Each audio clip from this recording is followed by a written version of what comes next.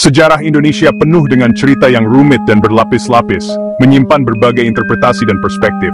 Namun, sedikit yang diselimuti kesalahpahaman dan kontroversi, seperti kisah resimen Cakrabirawa.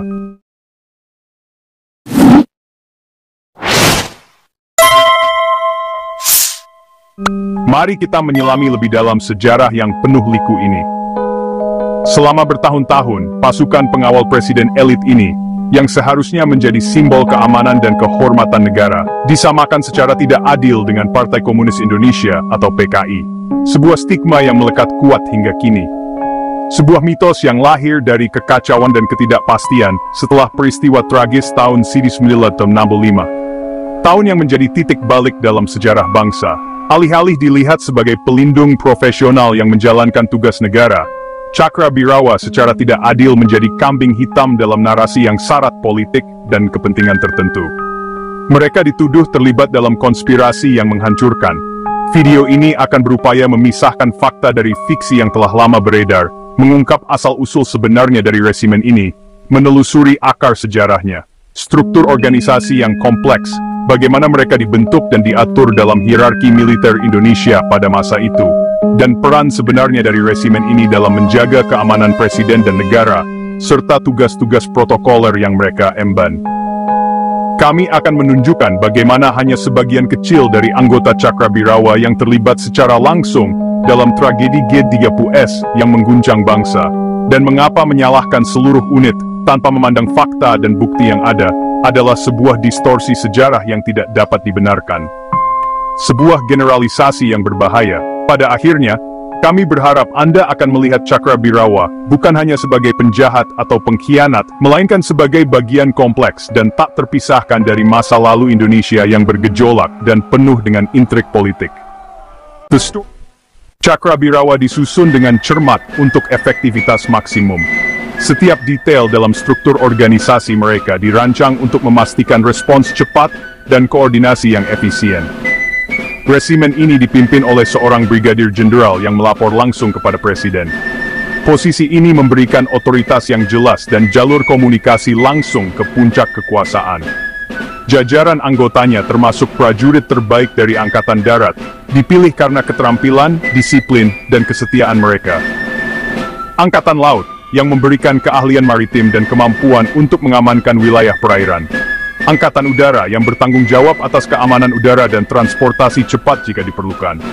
Dan polisi, menjadikannya simbol sejati persatuan nasional, sebuah representasi dari seluruh spektrum kekuatan keamanan Indonesia.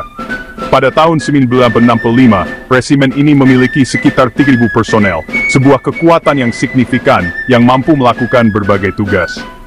Mereka diorganisir menjadi 4 batalion yang terstruktur dengan baik dan detasmen pengawal khusus yang berdedikasi untuk perlindungan pribadi Soekarno, memastikan keselamatannya setiap saat.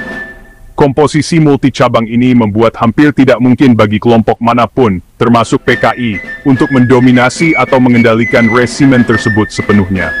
Ini adalah pengamanan yang disengaja terhadap pengaruh yang tidak semestinya. Gagasan bahwa Cakrabirawa adalah ciptaan PKI mengabaikan susunan elit resimen yang beragam, yang mencerminkan spektrum penuh dari lembaga militer Indonesia.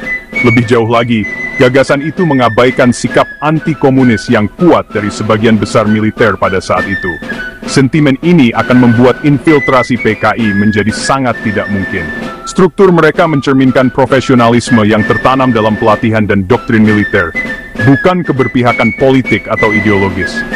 Desain resimen ini adalah untuk melindungi kepresidenan dan negara, bukan untuk berfungsi sebagai alat politik bagi faksi atau ideologi tertentu. Keberagaman ini adalah kunci untuk memahami mengapa narasi PKI tidak bertahan di bawah pengawasan sejarah. Itu tidak sesuai dengan fakta di lapangan. Misi utama Cakrabirawa adalah keamanan presiden, di istana, di jalan, dan di luar negeri. Mereka merencanakan dan melaksanakan semua tindakan perlindungan, mulai dari pengumpulan intelijen hingga pertahanan taktis. Meskipun mereka melakukan peran seremonial, pekerjaan nyata mereka adalah perlindungan berisiko tinggi sepanjang waktu. Unit intelijen dan operasional resimen bekerja sama untuk mengantisipasi dan menetralkan ancaman. Kesetiaan mereka adalah kepada kepresidenan, bukan kepada partai politik atau gerakan apapun.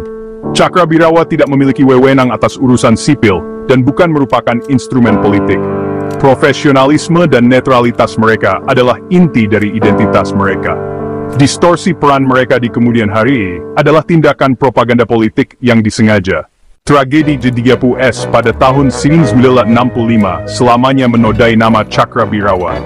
Letnan Kolonel Untung, Komandan Batalion I Cakrabirawa, memimpin operasi penculikan dan pembunuhan 6 Jenderal Angkatan Darat.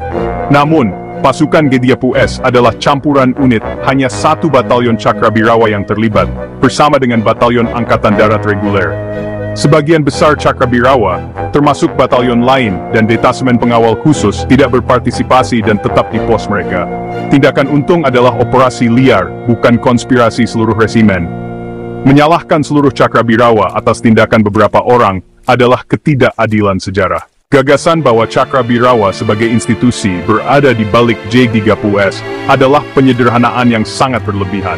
Bukti menunjukkan hanya faksi yang dipimpin oleh Untung yang terlibat. Sisa resimen tetap setia pada mandat mereka. Tidak ada bukti kredibel yang menghubungkan Cakrabirawa secara keseluruhan dengan PKI atau dengan kudeta terkoordinasi.